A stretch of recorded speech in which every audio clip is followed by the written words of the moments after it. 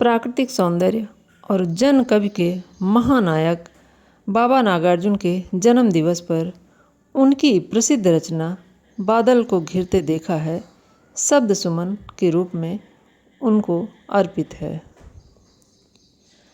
अमल धवल गिर के शिखरों पर, अमल धवल गिर के शिखरों पर बादल को घिरते देखा है। छोटे छोटे मोती जैसे उसके शीतल तुहिन कणों को मान सरोवर के उन स्वर्णिम कमलों पर गिरते देखा है। बादल को घिरते देखा है। तुंग हिमालय के कंधों पर छोटी बड़ी कई झीलें हैं। तुंग हिमालय के कंधों पर छोटी बड़ी कई झीलें हैं। उनके श्यामल नील सलिल में समतल देशों में आ आकर पावस की उमस से आकुल तिक्त मधुर विष तंतु खोजते हंसों को तिरते देखा है। बादल को घिरते देखा है। ऋतु वसंत का सुप्रभात था, मंद मंद था अनिल बह रहा। बालारूढ़ की मृदु किरणें थी, अगल बगल स्वर्णाभ शिखर थे। एक दूसरे से विरहित हो अलग बगल रह कर ही जिनको सारी रात बितानी होगी।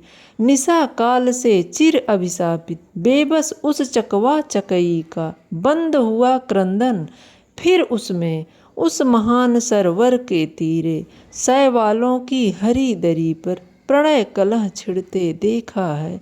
बादल को घिरते देखा है। दुर्गम बर्फानी घाटी में शत सहस्र फुट ऊंचाई पर, दुर्गम बर्फानी घाटी में शत सहस्र फुट ऊंचाई पर अलख नाभि से उठने वाले निज के ही उन्मादक परिमल के पीछे धावित होकर तरल तरुण कस्तूरी मृग को अपने पर चढ़ते देखा है। बादल को घिरते देखा है। कहाँ गया धनपति कुबेर वह, कहाँ गई उसकी वह अलका। नहीं ठिकाना कालिदास के व्योम प्रवाही गंगा जल का। ढूंढा बहुत परंतु लगा क्या मेघदूत का पता कहीं पर। कौन बताए वह छायामय बरस पड़ा होगा न यहीं पर।